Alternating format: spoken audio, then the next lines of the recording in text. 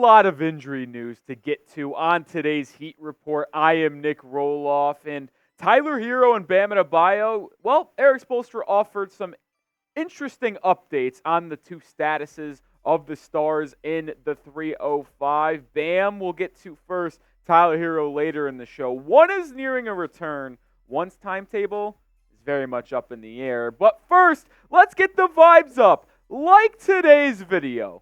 Why? Well, get the good vibes in the universe. Don't jinx it. We want Herro and Bam to return to the Heat lineup. The Heat are 13-10 before their game tonight against the Charlotte Hornets if you're watching on Wednesday. Hopefully they're 14-10 if you're watching this later on in the week. But we need them back to make a push to climb up the Eastern Conference standings. Need Herro and Bam back for that. So like today's video to get them back sooner rather than later. All right, we start with Bam Adebayo because Erik Spoelstra spoke to the media yesterday and said he didn't have a timetable for Bam Adebayo's return. Quote, I wouldn't read too much into it of him being on this trip, which was basically just going to Charlotte on Monday, other than he really wanted to be here and he can do his work. So it's good.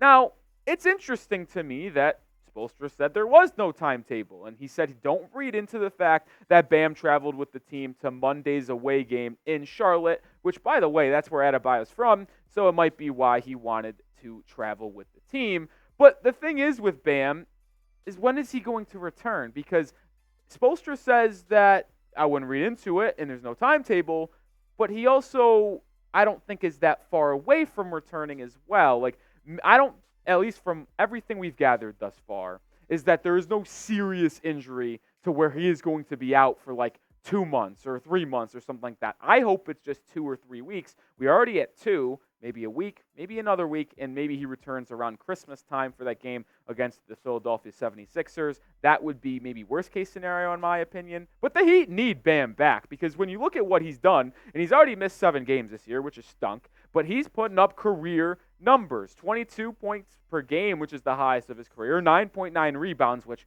it kind of sucks that he's not at 10 because it looks better when it's at 22 and 10, which is also, by the way, the highest of his career.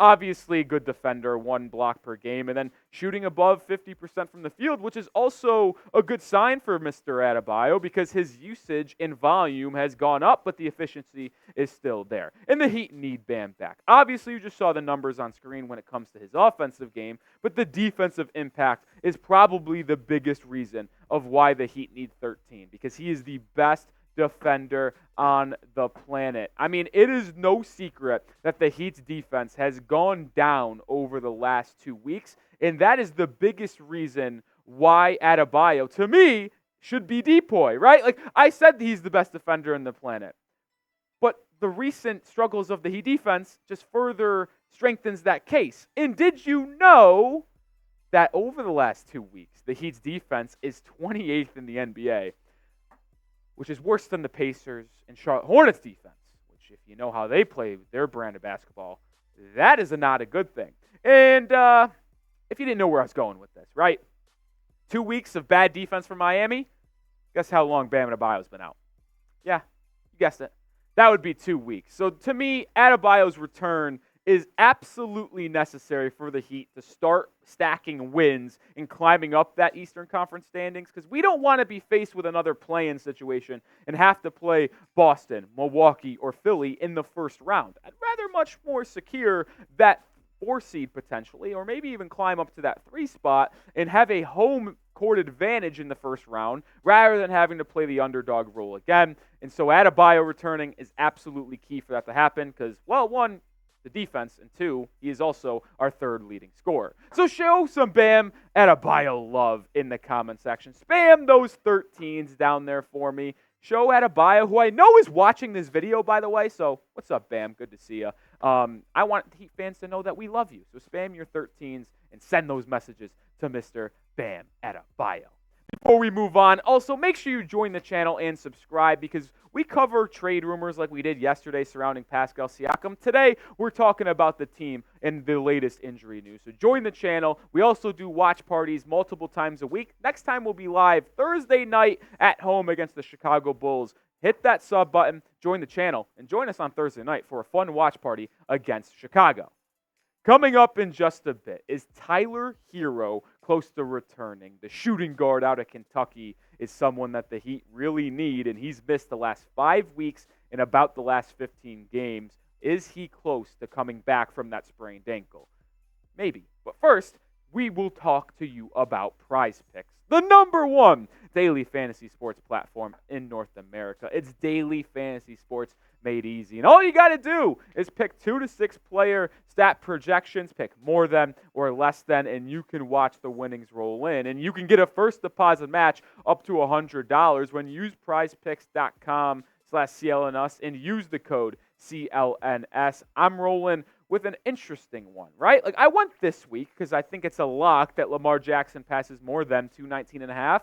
And then just to kind of keep things interesting in my life, I'm also looking forward to the next 3 weeks when Michael Penix takes on the Texas Longhorns. I'm taking the more than on his passing yards. And a fun thing about Prize Picks, by the way, is their insurance reboot policy, which it doesn't really take into effect for me here. But if you get hurt in the first half of your game, it's not going to kill you because Prize Picks will take them out of your lineup and you can move forward with your other selections. So join me and many others at prizepicks.com/CLNS and use code CLNS for first deposit match up to $100. I play Prize Picks every single day, so join me over there now.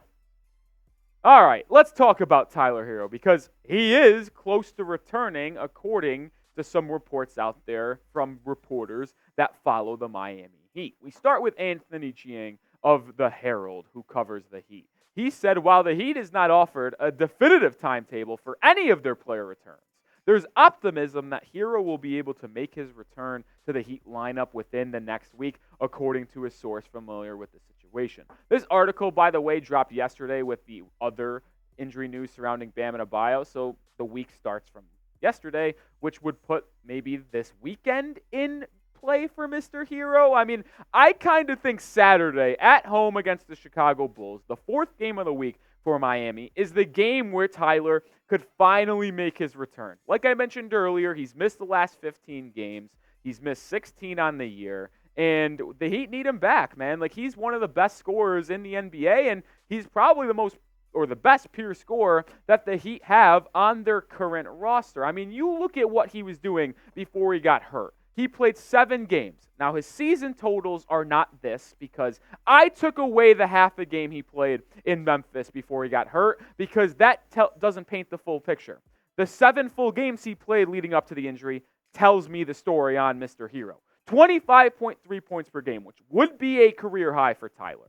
Also a plus rebounder on that end for someone in the backcourt and his size. He also upped his playmaking while scoring more in his career with 5 assists. And the efficiency, sure, the field goal percentage will be questioned. But you could not question his ability to knock down threes for Miami and space the floor. 41% from 3 is damn phenomenal and would be among the top of the league leaders in three-point shooting. And when you look at the volume that Tyler was shooting three-pointers as before he got hurt, the 41% just looks even better. And the thing about Tyler Herro and his impact to this Miami Heat basketball team, yes, you might say that his defensive liabilities hinder this team in the big moments. But I will also be devil's advocate here and say that he was actually playing some of the best defense of his career before he got hurt. He was doing a lot better, getting in passing lanes, causing deflections, and even, I think he had a career high in steals, by the way. I don't know off the top of my head. I'd have to double check. But what he does bring to the table is his offense, and that's unquestionable. You saw the 25 points per game when he plays and finishes ball games this season thus far. And the thing that the Heat has struggled with this season is the ability to keep a double-digit lead in the second half, specifically, in that fourth quarter. Well, the problem is Jimmy Butler plays almost the entire third quarter, sits the first 5 minutes of the fourth. And without Bam and Tyler, the lineups for Miami in that time frame has been Josh Richardson, Jaime Jaquez, Caleb Martin, Duncan Robinson, and whatever big man they want to throw out there, whether it be Orlando Robinson or Kevin Love. Those guys are excellent role players. Duncan's played phenomenal, so is Caleb. But the Heat need a legit scoring option to attract the other team's defense to open up for the role players. It's not opened up when you have to have Josh Richardson and the other guys like Jaquez and Martin lead the offense. But when you have Herro or Bam out there, but I'm specifically talking about Tyler right now, who can lead a unit and really score in bunches. And we know Tyler lives for the big moment, so there is no issue if he's going to show up for that fourth quarter.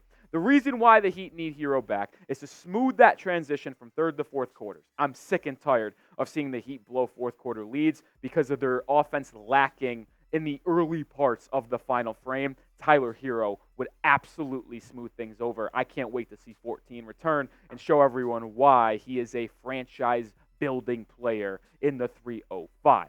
So it's prediction time for y'all in the comment section. When will Tyler Herro return? I think it's going to be Saturday against Chicago. Let me know when he returns down in the comment section in your eyes. Also, to round out today's show, I do want to talk a little bit about an interesting nugget that dropped around Herro. And in case you missed it, Herro ain't going nowhere because Barry Jackson, who also covers the Heat for the Herald, had this to say, and he was talking to a source, a.k.a. Herro's agent. But Herro said the Heat conveyed to his agent, Jeff Schwartz, during this upcoming, or past summer, I should say, that if he was going to be dealt, it would be for a top 75 player of all time. Obviously, Damian Lillard, well, he did crack that top 75 list, so kind of caveat there that Herro was involved in a potential Damian Lillard package.